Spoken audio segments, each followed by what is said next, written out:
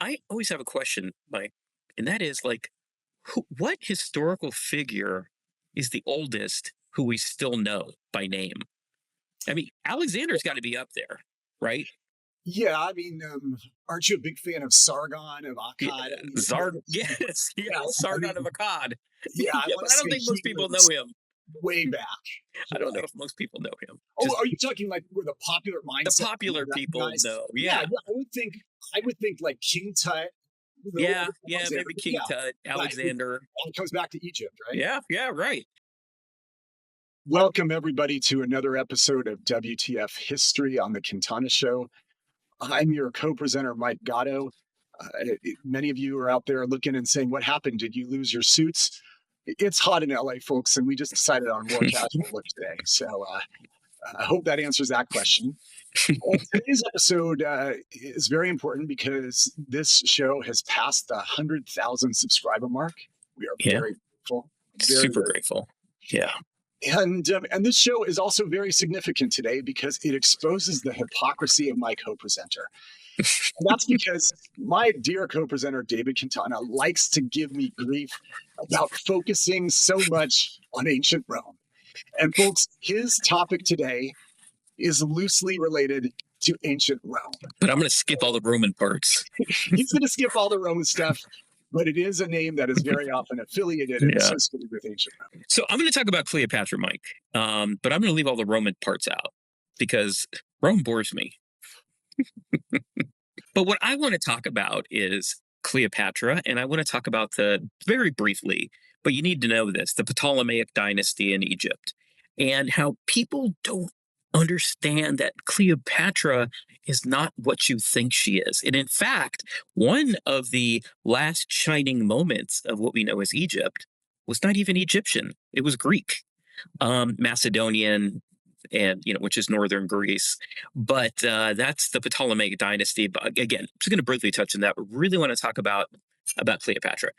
In the Egypt that we know, when Alexander came to Egypt in 1332, Alexander the Great came from Macedonia, right? And on his way to conquer most of the known world, he marched across the deserts down from Macedonia and went to northern Africa, and he found himself in Egypt. Right, This is roughly 332 BC, right? 332 BC is when he made entry, and he fought the Persians. He fought Darius, and he beat Darius. I don't know how different people pronounce it. I say Darius. And he defeated Darius and thereby took over Egypt. He was exalted as a liberator because the Persians had not treated the Egyptians very well. My point, though, is that I think a lot of people think of Egypt at that time as the Egypt of the pyramids and the Egypt of the Sphinx and the Egypt that you see in the garb, and Ra and all those things, right? And the little cats. That wasn't Egypt. That wasn't Egypt at all. Egypt was kind of like a backwater at that time. They had been run over repeatedly by sub-Saharan groups, by other entities from the northwest. Egypt is so old. Egypt is so old. How old was she? Egypt is so old that Cleopatra, right? And she was from I think 69 to 30 BC. She's closer to us today than she was to the construction of the pyramids. She's closer to us. She's closer to the iPhone than she is to the great pyramids. And I don't think people like today have that concept of the vastness of time that Egypt has been there. And another fascinating thing, the pyramids, the great structures in Egypt, were built before mankind knew how to work iron. They had bronze. The pharaohs had meteorite iron that had fallen from the sky, but humankind could not work and make iron when the pyramids were built.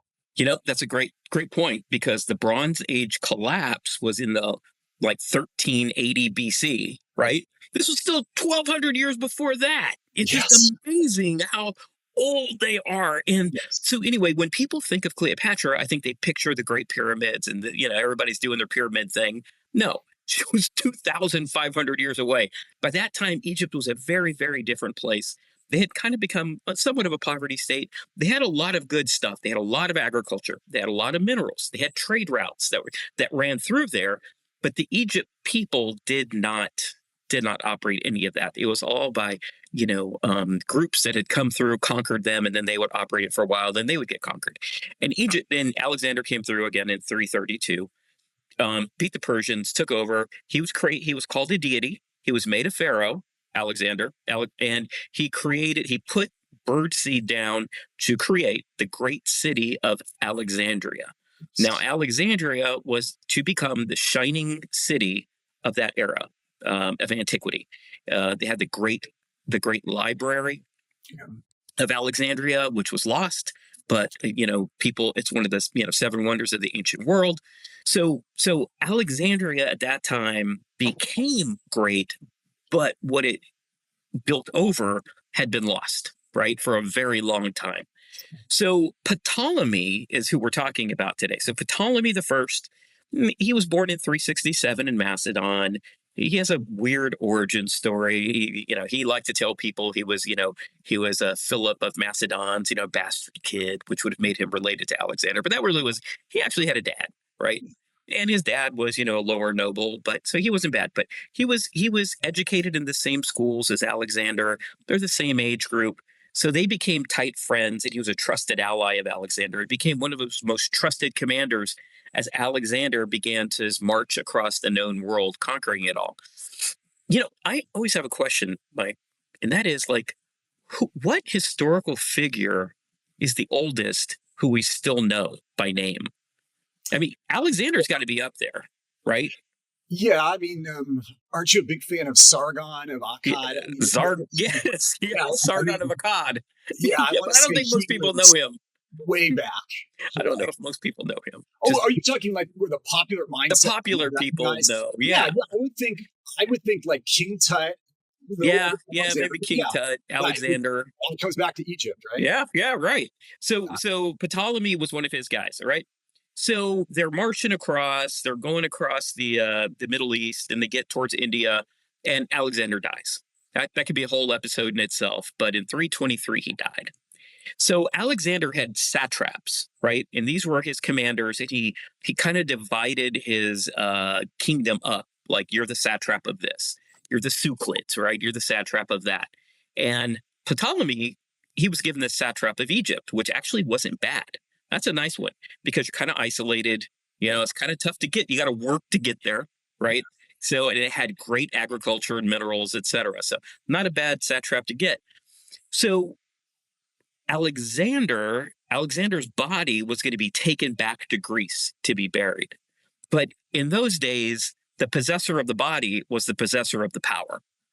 So as Alexander's body was in a train, not a motor train, but a long train, being taken back to Greece to be buried, Ptolemy and his army, they commandeered his body. They stole it from the folks that were hustling it off to Greece, and they stole Alexander's body and took it to Memphis, where they created a tomb and they had it there. And there was a big to do between all of the different satraps, and they stole because thereby he was saying, I am the progenitor, right, of Alexander's authority.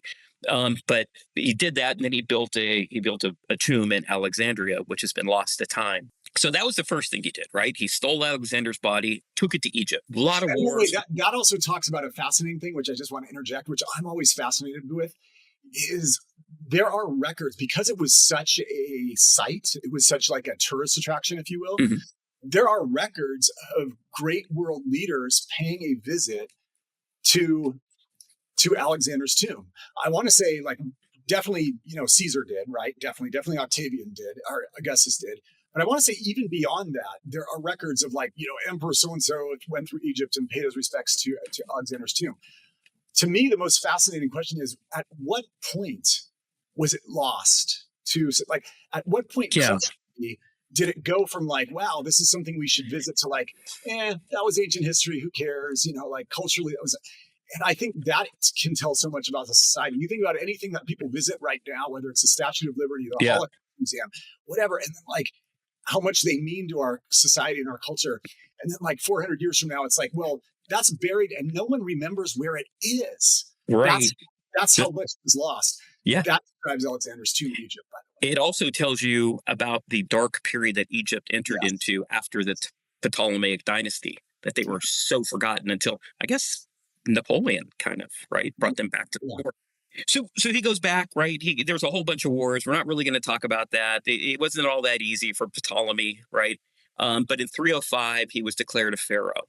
And from that point on, the Ptolemaic dynasty lasted for almost 300 years. The Ptolemaic dynasty in Egypt, which was created by Ptolemy, a Macedonian, a right-hand man of Alexander, it was a pure Hellenistic dynasty. No Egyptians in this dynasty for 300 years. Lasted longer than the United States has been around, right? It's pretty amazing. The reason I said they're Hellenistic, Mike, because that was very important to them. All of the Ptolemaic rulers, they were 100% Greek. They only spoke Greek.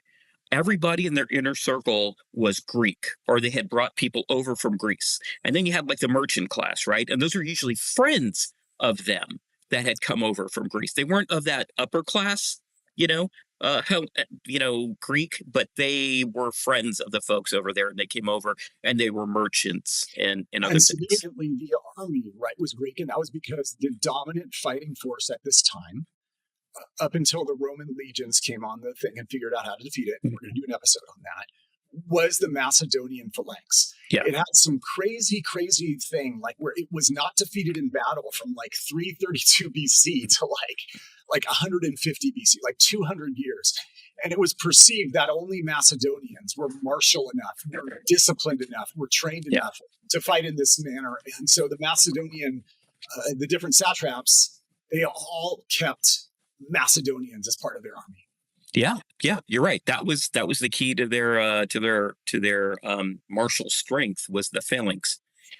So everything about the Ptolemaic dynasty in Egypt was Greek. They spoke Greek, like I said. And in fact, some of the questions are, well, how did they talk to the Romans? Well, everybody spoke multiple languages back then. Yeah. And so they would talk in Latin, right? The Romans also learned Greek because it was the literature, right? The literature was in Greek. And so they would speak Latin and they would read Greek. So it was easy for them to continue, talking to one another then. So they were so tied to this original family. And by the way, the Ptolemaic dynasty is one that I think took it to the extreme. And I'm not going to go into all the details here, but let's just say they don't have a family tree, they have a family pole. Because they were the Habsburgs before the Habsburgs. Like the Habsburgs would have told the Ptolemies, dude, slow it down. There are other people out there other than your sister. So, I mean, it was really bad. What's the TV show about that's based on Fox News? Succession. Yeah. So it's like Succession, but with much more murder and much more inbreeding. Like over 300 years. So they would in some of them, their nicknames were Mother Lover. Like there was a very famous Ptolemaic ruler and his nickname is Mother Lover. It's just what they did because they didn't want anyone to break that circle. No Egyptians were allowed. Nobody from outside this, kind of extended circle was allowed in. And that's why they married within it. But Mike, as you know, that's not uncommon during these periods because it's the outsider that breaks up the power. And what's fascinating when we were talking about marriage, what I thought you were getting at is, why was Cleopatra? Do we know what she looked like? Yes, we have coins of Cleopatra. They were minted contemporaneously. We have at least, one or two series of coins from Cleopatra. We also have a few busts of Cleopatra. So we know what she looked like. Most people would describe her looks as average, below average. But her brains were amazing. She was a very, very smart woman. She was very erudite, very good with people, everything like that. But neither of those explain why she was so desirable to Caesar and Mark Antony. I have your answer. Yes. I have your answer in spades. But first, Plutarch has a great quote about how the looks of Cleopatra. Plutarch said she has more charming wit and strong personality than physical beauty. But I'll Yes. tell you what Cleopatra really had: $95 billion. Cleopatra is one of the richest women in the history of the world. She had 95. I mean, think about it. She was the final Ptolemaic Dynasty ruler. She was the last in the line.